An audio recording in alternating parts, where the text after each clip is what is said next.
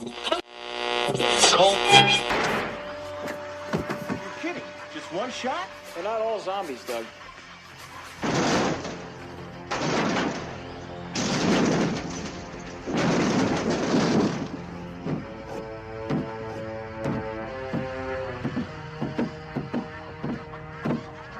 How do you fight this thing? Maybe we could drown it in A1 sauce. Well, sometimes that is better. The person you put up there ain't the person that comes back. It's a dance song to get down with. About 6 feet under. Get there. Ooh, I love this song.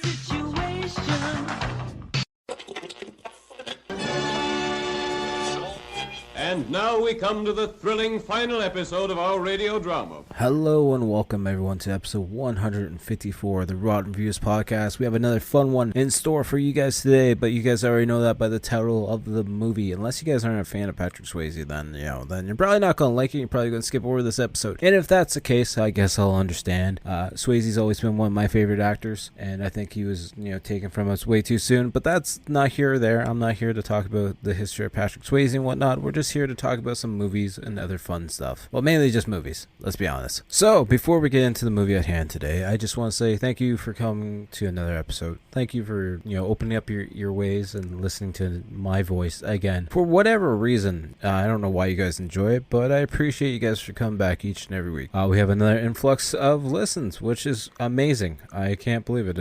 It's been really good the last couple of weeks, 3-4 weeks, and it means a lot to me. And I thank you for the reviews.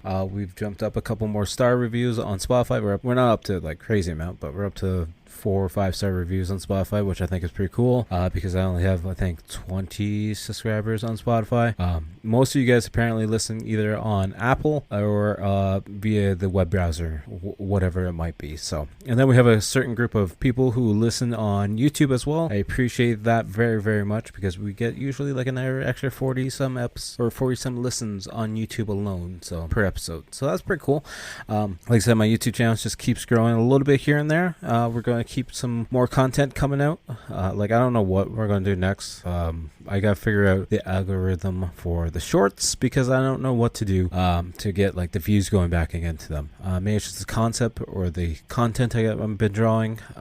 Gonna do some anime stuff here soon, because I know One Piece is breaking the internet at this point in time because something about Gear 5 Luffy is unleashed. I'm not a big One Piece person. I was reading it when it originally came out through Shonen Jump when I was a kid, because I got a bunch of issues through that way, and I've watched some of it on Netflix dub, but I haven't actually sat down to watch it, and I feel like sitting down to watch it now is going to be too much of a task, seeing there are over 1,000 fucking episodes. I would love to watch it, but that's a task on its own, and I don't think I am mentally strong enough to do that. But if you guys want me to, you can make it into mini episodes. I don't know, just saying that, just throwing that idea out there. If you guys want something like that, I'll be willing to do it. Okay, it's going to take me the rest of my life to catch up on it, but that's okay. It's fine. It gives you content for the rest of our lives together as podcaster and listener. But anyways, enough of that. I don't even know how or why I got on a tangent of One Piece, but yeah, just got done doing a live stream on Twitch. Links will be down below for that if you guys want to check it out. At Typhonstein, follow me on Twitch. We're going to be doing live streams on YouTube. Probably going to do a live stream tomorrow on YouTube, because I want to actually try and cash in on the One Piece crap right now and do a One Piece drawing, and hopefully it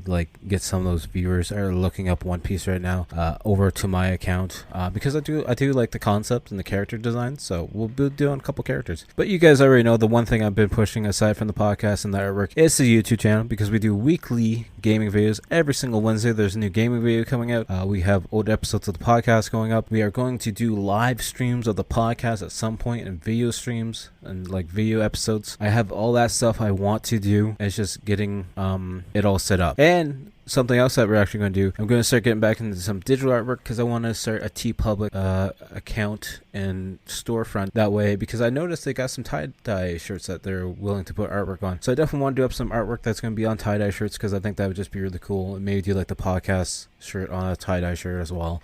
I think that'd be fun. I don't own anything that's tie-dye, but my kid will wear one. I'm sure maybe some other people will too, but we'll see. But yeah, like I said, the main thing we're pushing is the YouTube channel. The links will be down below at Typhonstein. Just look it up on YouTube. You'll be able to find it. We have a lot of art shorts going out. We have, like I said, the podcast episodes, gaming videos, all that kind of fun stuff. You can also find us on all other social medias at Typhonstein on Instagram, X, Threads, Facebook, TikTok. I've been slacking on TikTok. Find me on Discord too if you want. I don't care. I'm willing to join other Discords and just chat it up. I'm horrible. I'll admit that, horrible at chatting with people on Discords because I just kind of post to my own little thing and I forget to check after I post stuff, and then I'll go back a week later and notice people have been trying to talk to me, and I'm just horrible at this social media stuff. But it is what it is. I pretty much need like a whole day just to catch up on every fucking thing I gotta do. But that's fine. We're enjoying what we're doing, and yeah, it's 10 o'clock at night right now. I'm hopefully going to get this done by midnight, but we'll see.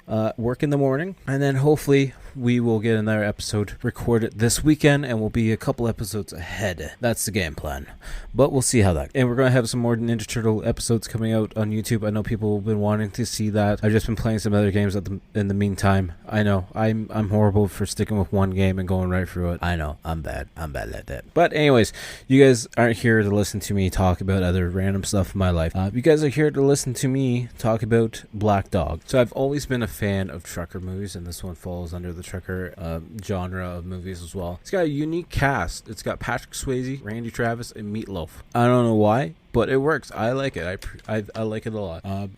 It's on Tubi as well, so you guys can watch it free on Tubi. It's in the leaving soon section, but it doesn't have an actual amount of days left on it. So I just think it's just sitting there. And could be there for a month, could be there for a couple months. I don't know. We'll have to wait and see. But it's from 1998. It's an hour and 28 minutes. PG-13 action drama thriller. And the description on Tubi reads: the description on Tubi seems to be a little bit mixed up because it reads as follows: an ex-convict truck driver makes one last no questions asked trip only to discover that his rig is stocked with assault weapons. Truck driver makes one last. Don't make no sense, but whatever, it's fine. It's directed by Kevin Hooks. Well, I had to look him up. He was in Inner Space from 1987. He played Dwayne. He was the director of Passenger 57 from 1992. He also did 14 episodes of Prison Break, where he was the director, and he did one episode of Last Resort, which I don't really know if there's other episodes. And then the writers are William Mickelberry and Dan Vinning, which don't have anything really else that they've done that I'm even going to mention. And the tagline for the movie, like I always want to say, the rules of the road are simple. Don't turn back. Trivia: Patrick Swayze went through a real truck driving school to earn his Class A CDL commercial driver's license. Very interesting. He does seem to put a lot of work into the roles that he plays, which I can appreciate. Like I said, I'm a Patrick Swayze fan. This movie has a 5.5 out of 10 on IMDb and a 14% on Rotten Tomatoes. 87% of Google users apparently like this movie. The description on Google is: an ex-convict truck driver with a suspended license makes one last no questions asked trip only to discover that his rig is stocked with assault weapons. Having taken the cash-paid job to help support his family, the panicked man finds his wife and child's lives are in danger if he fails to deliver the goods, accumulating in a high-speed chase involving a convoy of 18-wheelers. Holy crap. Why can't I say that?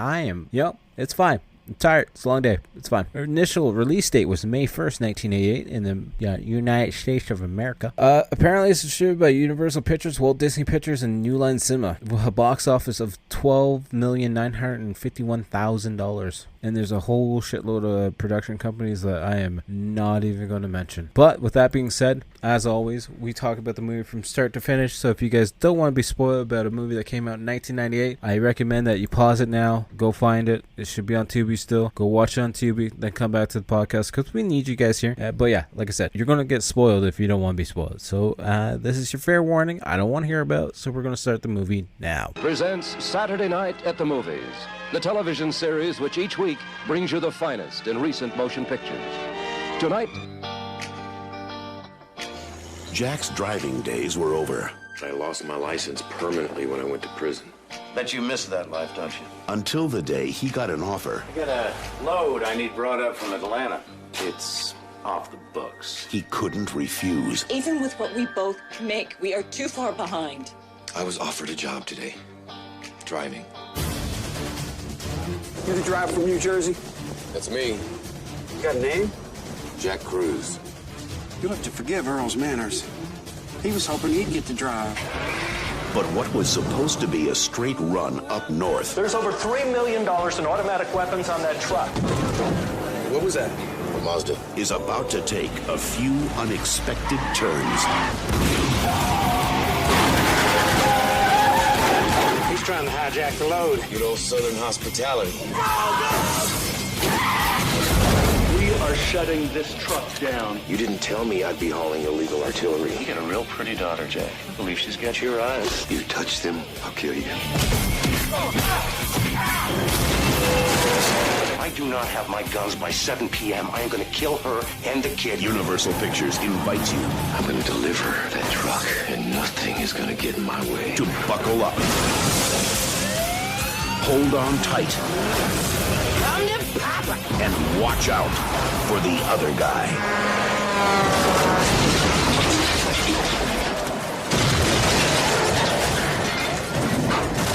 Patrick Swayze, Randy Travis, and Meatloaf. A film by the director of Passenger 57, Black Dog. You can drive. It's coming back to me. Got the movie starting out with that classic Universal image coming in, and then we got the intro credits start speeding through the scene, and as this like music slowly starts to simmer in, and then the music really starts picking up the speed, picking up the pace, and it's like this country hillbilly kind of rock kind of sound going to it, which makes sense because Randy Travis and Meatloaf are in the movie, so it makes sense that it's country rock style music. And then we just see a shot of an old school grill of a Ford dump truck, or not even a dump truck, it's actually a flatbed truck that has big brown boxes, like ammo boxes essentially. You don't see these boxes anywhere else in other than movies where they're holding fucking guns. It's these big giant wooden crates that always have like this kind of paper inside of it or whatever, and they're always hiding weapons. But then we see that there's a police helicopter flying in the sky, and they're keeping an eye on this truck. And then we see the undercover cop car coming up behind it, and they're like the main two cops in the cop car are, I believe, Ford and Wes is the other one, I believe.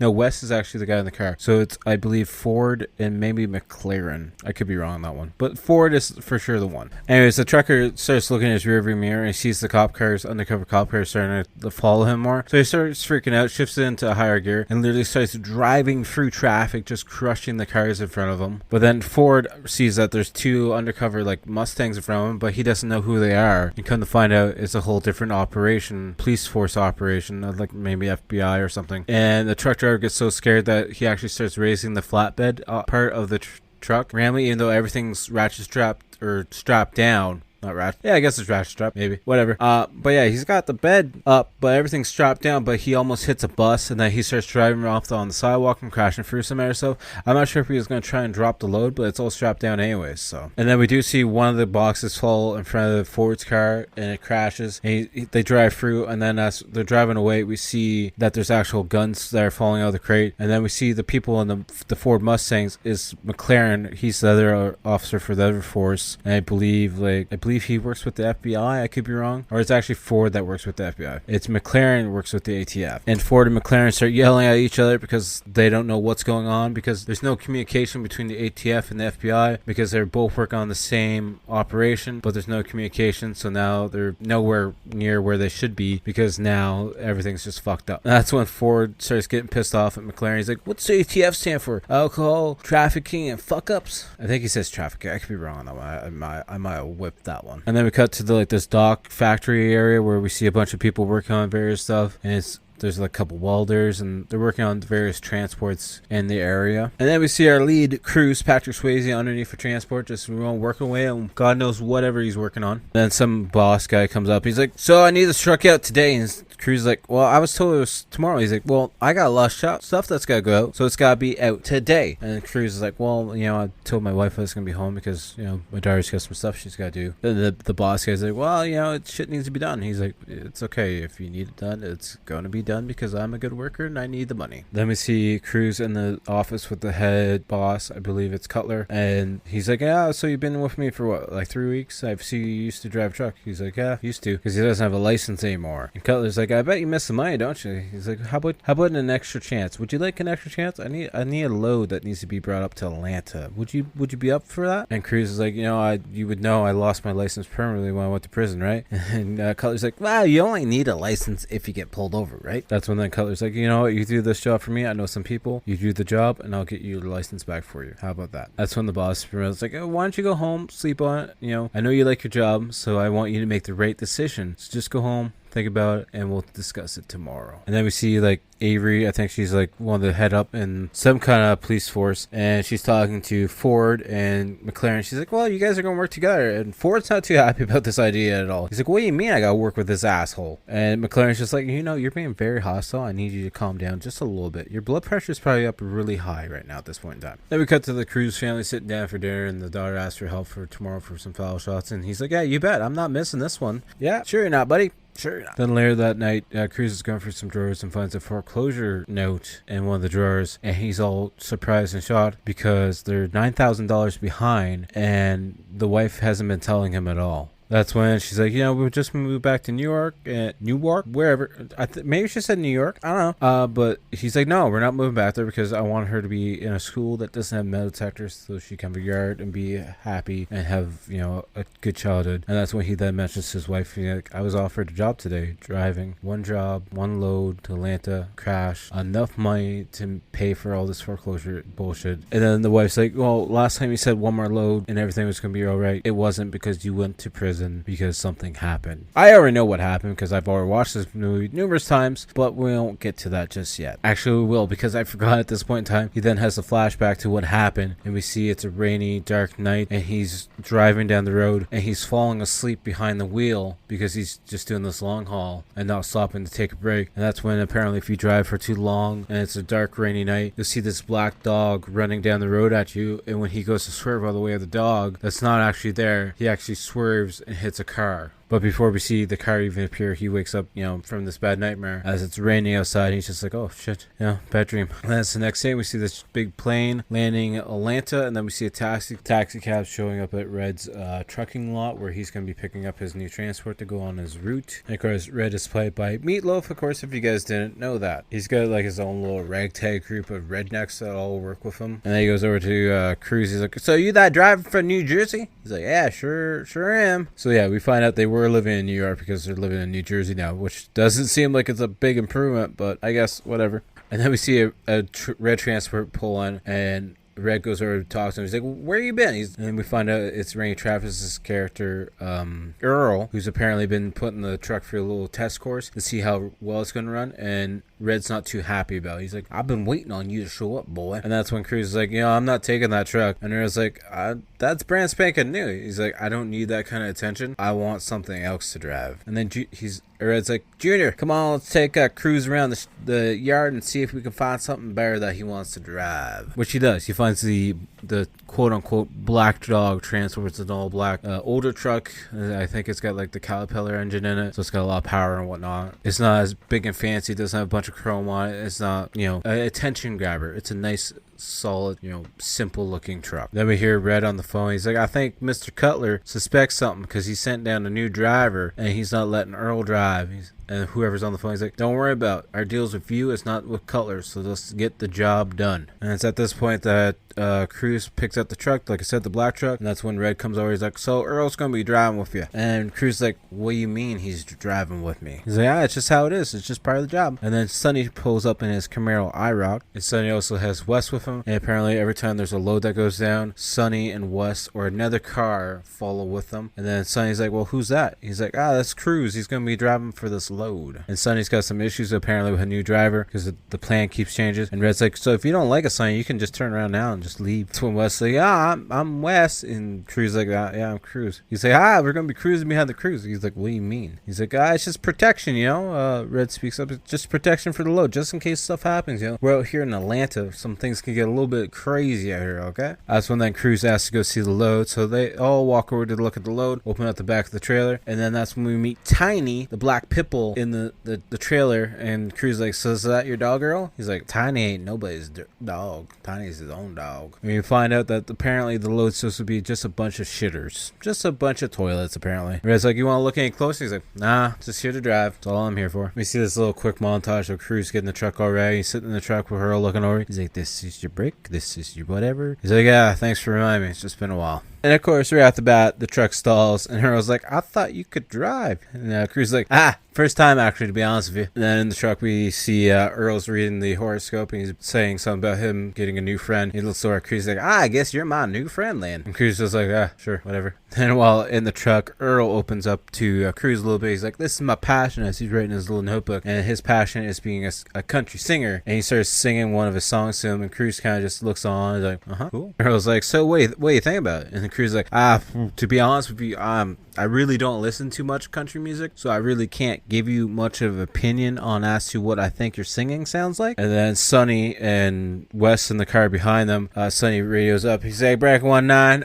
Wes gotta take a leak yet again because he's a little kid and doesn't know how to hose a bladder. So then they stop at the nearest truck stop or gas station that they can find. Then as they're back on the road again, we see this Monte Carlo, I believe, coming up behind them, and it comes up right behind them and actually takes a shotgun out and shoots out the back window of Sonny's car, and then they start battling on the road, and then Cruz looks behind and he's like, what the hell's going on here? What's all this shit about? And then Monte Carlo actually pushes Sonny's car off into the grass, and they're just literally having a back-to-back smashing, almost crash-up derby contest between the two of them, which, there's not too much to say. It's, you gotta watch it to see it, really. And then as they're looking in the back mirror, Earl's like, that's DW and Leroy from Red's place, and he's acting all confused about, he honestly doesn't know what's going on, but the whole plan for Red is to pretty much steal the load so it never makes it to his destination to sell it to his supplier that he has set up on the phone. Then as they're driving down the road some more, Cruz sees a truck up the road. He's like, is that Red's truck? He's like, yeah, it sure is. He's like, oh, he's trying to hijack the load. Well, some good old Southern hospitality. He literally drives the transport through this flatbed tow truck almost. It's like a flatbed tow truck, but it's got 4 crushed cars on the back of the flat of it. He literally just T-bones it and makes it go flying, and all the cars go flying, while Red's sitting in his red Ford watching. He's like, son of a bitch, they got through the road. Then as they're driving, the Monte Carlo actually T-bones Sonny and Wes in the IROC and is pushing him sideways down the road to the point where he can't get off. And the Monte Carlo is trying to push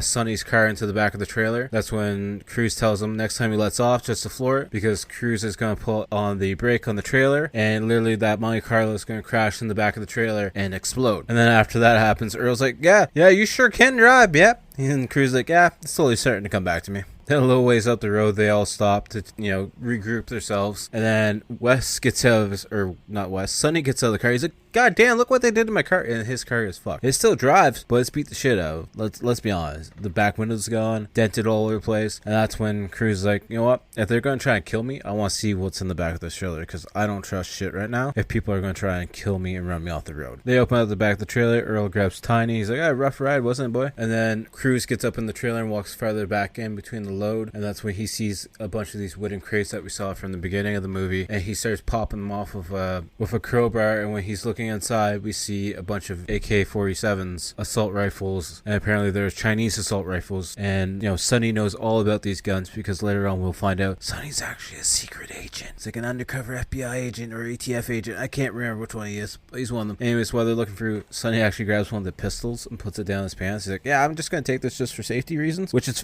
fair. And then Cruz calls back Cutler. He's like, so I ran into your friend on the road. Red's trying to hijack the load. And Cutler's like, so is the load okay? Load's okay though, right? He's like, yeah, but you didn't tell me I was running guns by any means. He's like, well, I want the guns, so I want the guns tonight. So get back in the truck and do the job that you're paid for, or I'm going to call your parole officer. Anyways, they close back up the trailer and get ready to leave. And that's when Cruz is like, you know what, Sonny, you're going to ride with me because I don't trust you right now, Earl. And Earl's like, what are you talking about, Cruz? Red doesn't tell me anything. And then Wes comes out of the store. He's like, did I miss something? He's like, shut up, Wes. Just get in the car. Let's go. And then Cruz just decides decides to throw one more like insult to Earl. He's like, you know what? Give up on your dreams of being a country singer too, because you suck. And then we cut back to Ford and McLaren, and that's when we find out there's apparently over $3 million of illegal guns on that truck. And he's like, McLaren's like, the next time I have any sign of trouble, I'm gonna call them off. I'm gonna call them in, and we're gonna get this all canceled and closed down, even though we can't find out who the actual supplier is. But we'll just let the people be safe instead of worrying about anything else. That's when Avery then comes in and mentions how Cruz is the driver, and that they don't think he has anything to actually do with it. And then Cutler's like, well, he was in prison. What was he in prison for? Vehicular manslaughter. And he's like, okay, let me take that paperwork. I'm going to look over that, please. And then we have Cruz calling his family, and Melanie, the wife's like, where are you? He's like, North Carolina. He's like, I know you didn't want me to do the job, but I can't let us lose out. He's like, oh, okay, so you literally just left on a plane and didn't tell your wife at all? I'm like, you're in the doghouse. You're definitely going to be in the doghouse when you get back. And we have Cruz and Sonny getting to know each other in the truck a little bit. And we find out Sonny was originally going to be a football player. Then he messed up his knees. And then Cruz is like, so instead of running the football, you're running guns? He's like, yeah, I was just trying to make some, good amount of money. Live a nice, happy life. And then Cruz just starts worrying a little bit. He's like, there's a way station on both of these roads. So they got a 50% chance of not hitting the open way station. So then Sonny mentions which one Earl mentioned they should take. So they actually take the opposite one, and Earl's like, where the hell are they going? And Earl's like, I told him not to take 26, and it happens to be that's the way station that's actually open. So they should have listened to Earl the whole time. They pull up to the way station. Sonny actually gets out of the truck to go have a smoke, and he's going to use his big ass fucking satellite phone, because that's the time period of this movie. And Earl the whole time is watching from the car, being like, I wonder what Sonny is actually doing using the phone. And the officer at the way station, yeah, you got a headlight out up front there? He's like, I didn't do anything. It's just how it was when I picked it up. Not my truck. Then at the weigh station, we find out that he's literally right at the limit for the trailer. And then the other guy's like, so you pull this outfit often? He's like, not when I can help it. Just running a load of toilets. And the officer's like, how about you just pull off to the side up there? I'm just going to take a quick look and load and see what I see. It's like, okay, sure. And then Earl goes to confront Sonny and be like, who are you talking to? And Sonny's like, I was talking to my mother. Want to know. Then Sonny's like, I was talking to her. She's in a cancer ward. Here's the phone. How about you give her a call? And just don't keep her on the phone too long, okay? Because she doesn't have the strength to stay on the phone too long. Here, go ahead, give her a call. And Arrow just stares at him. He's like, okay, fine, I'll believe you. And then we cut to Cruz opening up the back of the trailer, and then the officer's getting closer to the trailer. We haven't seen Tiny, the dog, yet. The officer gets up in the trailer and starts walking through the load, and that's when he then finally meets Tiny near the back of the trailer, or the front of the trailer, I should say, on top of one of the crates. He's like, is that your dog? Cruz is like, nah, it came with the load, to be honest with you. And then we see Sonny and Cruz closing up the trailer. He's like, something's not right here. I got the feeling that somebody actually called in a favor to get us through here. And then in the truck, Sonny's like, so that phone call you made earlier was your wife, huh? You didn't tell her you was coming on this run, did you? He's like, yeah, about that. No, I didn't at all. And Wes is like, so I gotta ask you a question. Why are you doing this? You got a nice family at home. What made you do this run? He's like, the money. If I don't get the money, I'm going to lose that happy family, that happy house I have, and it's going to be gone. And then at the family home, we see the secondary boss that was giving Cruz a hard time showing up. He's like, yeah, I'm your husband's pro officer, and it's actually not, because they're trying to break in. And then she closes the door on him, locks it up, and then she's trying to find her daughter Tracy, but she can't find her anywhere at the point in time. She finally finds Tracy in the room, I think, with headphones on, and then the guy breaks through the door with a gun in hand, and they're trying to run out the back door, but when they do that, they're actually met by Cutler, and he's like, hi, ladies, how about we step back inside and have a little discussion, shall we? Then we see the guys driving up this hill embankment, and Cruz is actually making fun of this other truck driver, which is actually one of Red's guys, because it's this red transport with trailer that's just pretty much flooring it up the hill, and not really taking the precautions that he needs to on the incline. Sonny's like, so is he gonna make it okay getting up? He's like, it's not getting up, it's getting down. This guy's being cocky, he's got a light load, and he's gonna go down too fast, he's gonna fry his brakes, and he's pretty much gonna lose control. And then there's like this big speed bump, and Sonny freaks out. He's like, what was that? He's like, just a Mazda, don't worry about it. And then back in the car, Earl and Wes are driving, and Wes like, I shouldn't be drinking apple juice, it gives me gas. And Earl grabs the juice box and throws it out the window. He's like, you listen here, Wes, one fart and you're walking, okay? I don't want to hear or smell a single fart. It's then at this point, there's another transport that pulls up beside them and another transport that pulls up behind them, and they're trying to box in Cruz's transport and load, and they actually push Earl and Wes off the road as well at this point in time to try and box Cruz in. And of course, Cruz knows what's happening. They're trying to box him in. So then he starts gearing up higher and starts literally pushing the truck that's in front of him up the hill faster. That's when then that driver in front of him starts riding his brakes, but he's just going to end up burning out his brakes the whole time while the transport's getting pushed up the hill. Cruz starts pushing the truck so much that when it starts coming around the corner, the trailer actually fishtails out and actually gets broken off of the truck, and he rams right through the corner of the trailer. But then the truck, I think beside him, hits the trailer and literally runs right off the whole mountain with his car trailer, and all the cars go crashing. And then Junior's in the back truck trying to catch up to try and box him in, but it's not going to do any good because the other truck in front of him, it doesn't have a trailer now either. So then we see the truck that's in front losing control, and he rams into another car, goes off on the other side of the road, and he literally can't catch the gears or slow down at all. And then we see Junior and Cruz driving side by side, running down the road, and then the cement truck comes down towards Junior. Junior goes to curve around it, but actually runs through a gas station pumps, and then drives straight into a gas trailer and blows up the whole truck. While we then cut to the original driver at the front, who's still losing control of his transport, and he literally drives right through a house trailer that's parked on the side of the road or on the edge of the road almost for some reason. I don't know why, but then we see the truck go flipping. Then they make a pit stop at another spot, and then Wes kind of walks off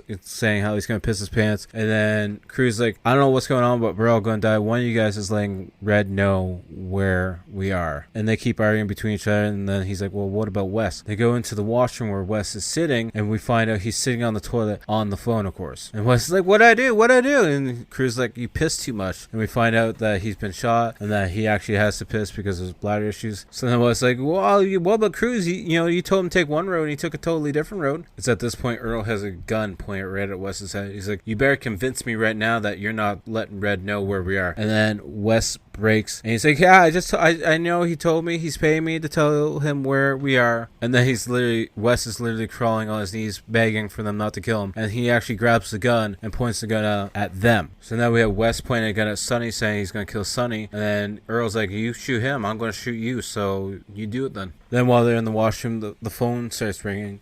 Sonny thinks it's his phone. Earl thinks it's his phone. At this point, they tackle Wes and knock him out. And then Cruz answers his phone, and we actually find out it's Cutler, and he's calling with Cruz's wife and daughter hostage. Be like, you know what? Just, get here, and I'll tell you where to go, and then you'll be able to get your family back. Just get me my guns, please. And then Earl's like, what the hell is that about? He's like, I'm going to deliver that truck, and nothing's going to get in my way. And then we see they have now ditched the IROC Camaro, and they're all riding in the truck together because the truck has a sleeper cab as well. And we see Sonny in the back watching a bass show while Wes is literally gagged and taped up and tied up, sitting on the bed, pretty much, just keep him quiet, essentially, because he's a talker. Then we cut to McLaren and Ford both arguing about how this case is going to go, and then Avery's like, you guys gotta stop arguing between each other. We actually have an undercover agent on that truck. Don't need to blow it. We just need to get the job done, and you guys need to get along. That's it. That's all. Just fucking get along. Then we see Wes mumbling, and Sonny's like, I'm trying to watch the show. Would you just shut up? And he keeps mumbling some more, and then we see some dirt bikes showing up behind the tractor trailer. That's when Sonny then takes off Wes's gag. And that's when Wes is like, I told Red where we're going to be, and he's going to come try and get us. And then Cruz is like, nah, he's already here. And then the guys on the dirt bikes start using machine guns to shoot at the truck. And then we see Cruz trying to swerve and pretty much run them over and going on to oncoming traffic to try and get away from them. Then we have one of the dirt bike guys actually jumps on the back of the truck where the trailer attaches, and they run over his dirt bike. But then the other guy on the dirt bike actually crashes into that buddy's dirt bike and goes flying. And then we have a gun battle between the biker guy and Earl as he's trying to shoot each other. But then the biker Earl goes to shoot the biker guy, and the biker guy literally whips him with a chain and fucks up Earl's hand. That's when Sonny then swaps places with him. But at this point in time, the guy is starting to unhook the trailer to slow everything down, and then Red shows up with his red Ford. Red pulls up on the passenger side when Sonny goes to shoot him, and Red actually shoots him right in the chest. So then they have to pull Sonny in the back and start trying to patch him up because he got shot clear right in the chest. It's then at this point Cruz Cruz notices the gauges are messing up on the truck because the guy in the back is starting to pull the cords off or the wiring off. That's when Earl then swaps into the driver's seat to take over the truck as Cruz gets out of the truck to climb to the back to take on the biker guy. We then see Cruz and the biker guy fighting on the back of the truck. At one point in time, Cruz is trying to push the biker guy's head into like the back of the wheel, pretty much like rip his face off essentially. And then the biker guy gets on top and tries to do the same thing to Cruz and push his head into the open back tire as we're driving down the road. Then Cruz has to jump onto the side of the truck to avoid the biker guy's machine gun shots. At this point in time, Red tries to ram the truck into him, so Cruz has to literally pick himself up while avoiding getting squished by the red truck as well. So it's a whole action scene going on right now, so it's a little bit much. It's like a lot to talk about, but it is what it is. And then we see Cruz and the biker guy fighting on the back of the truck. Red actually shoots Cruz in the back of the arm, and then Cruz literally grabs the biker guy, throws him off onto the hood of Red's truck, and Red's truck literally crashes into an electrical plant on the side of the road, and Red is pissed, which is understandable. We got Cruz getting back into the truck, and he's like, how's Sonny doing back there? And Sonny's like, I'm getting cold. So they stop the truck, and Cruz goes to the back, and Sonny's like, just stick with me. I'm going to take care of you guys. And Cruz is like, what goes down? And Sonny's like, they know where we are because I'm FBI. And Sonny's like, I know they got your wife and a kid, but they got a truckload of death here, and this whole thing needs to stop. And at that point in time, Sonny actually dies in the back of the truck. We see them stopped underneath a bridge down by the water, and we see Wes and Earl putting Sonny's body into the back of the truck, or like the trailer. And that's when Cruz is actually sitting on a fence, and he's breaking up a gun shell and putting the powder in his wound and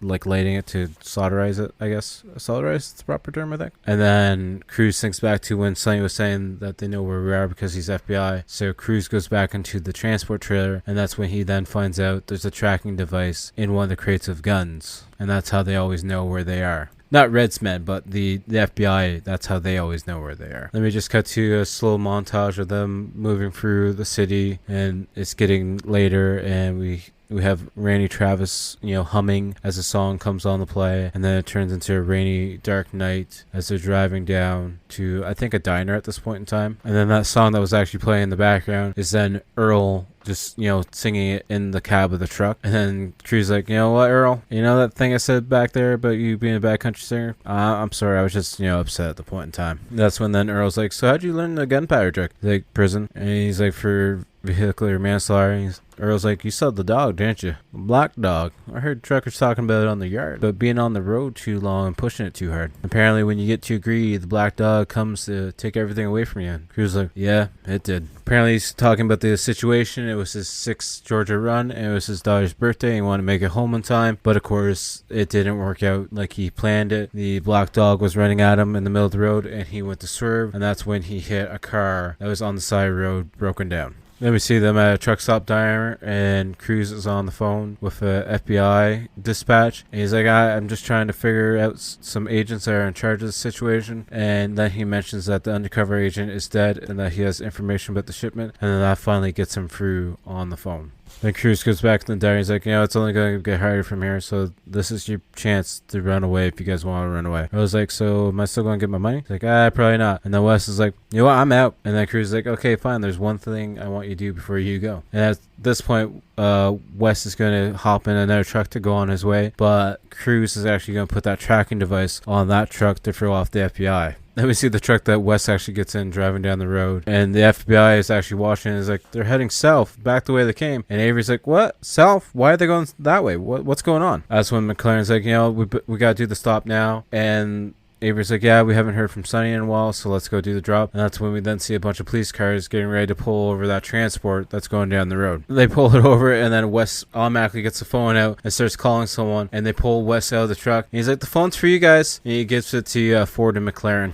That's when Ford then takes the phone, and on the other end is actually Cruz. And Cruz is like, listen carefully, I got your guns, and I don't want you to do anything crazy, but here's what's going on. And he mentions about his family and whatnot. At least we assume he mentions about his family, because then it cuts to the family at home, being held captured by Cutler and his guy. That's when then Cruz calls his family to check on them. And Cutler's like, you know what? People are saying there's too much violence on TV. But what the big issue is these sitcoms, because the sitcoms say how easy and happy life is. But we both know it's not easy. That's when then Cruz is like, I got your guns. If you want your guns, you're going to have to come to me and get them. And then Cutler's like, if you don't give me my guns by midnight, I'm going to kill your wife and your daughter, and it's not going to be pretty. That's when then Cruz tells Cutler, you're going to meet me at the docks, and we're going to trade the guns for my family, or you're never going to see your guns ever again. Then we cut to the docks area, and we see Cutler and his men showing up with Cruz's wife and child. And then we see Cruz up on at this part of the crane area. I think it's a crane area. Actually, he's up on a big giant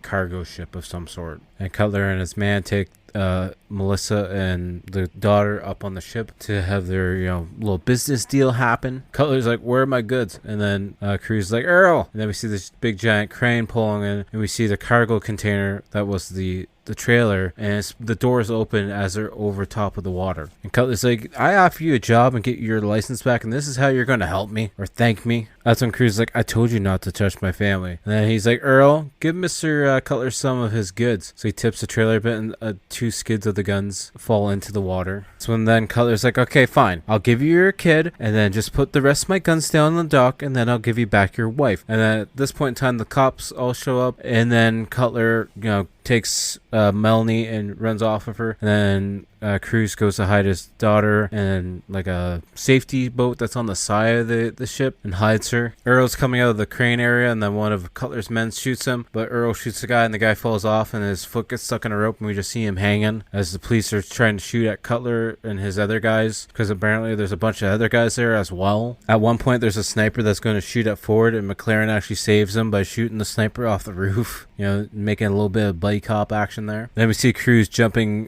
Vince, Cutler's main secondary man, and he starts fighting him, and then Melanie yells at Cruz, and then Cruz pulls Vince off, and Cutler actually shoots him a couple times, and then we have a fight between Cruz and Cutler, as Cutler's still trying to choke him out at this point in time. So at this point, Cruz gets on top of Cutler and starts beating him up, and literally starts choking him from behind, and that's when Cutler and Ford come into the corner. He's like, come on, Cruz, let him go, it's over now. And Cruz and his wife have a little bonding, hugging moment, happy family moment again. And then it cuts to early that morning. Now the sun's up, and they're lowering the crate of guns down on the dock, and we see Cutler getting put into a police car and being taken away. That's when then Avery's like, thank you, Cruz, for bringing Sonny's body back. He's like, yeah, he was a good man. And Avery's like, you're going to do fine on this because, you cooperated, and we're going to figure out a way for you to save your house so you don't have to worry about it. And then Cutler comes over. He's like, Cruz, I wouldn't mind asking you if you don't mind taking the truck cab back to the impound lot for us. And Cruz is like, well, I don't have a license. And he's like, actually, you do have a license. And they have him an envelope, and now he's a truck driver again. And we see Earl on a stretcher getting put into an ambulance, and Cruz is like, just give me 1 second there. Cruz goes over to check on Earl, and Earl's like, hey, can you get my notepad out of my vest? All this commotion going on, I got a new idea for a song. And Cruz is like,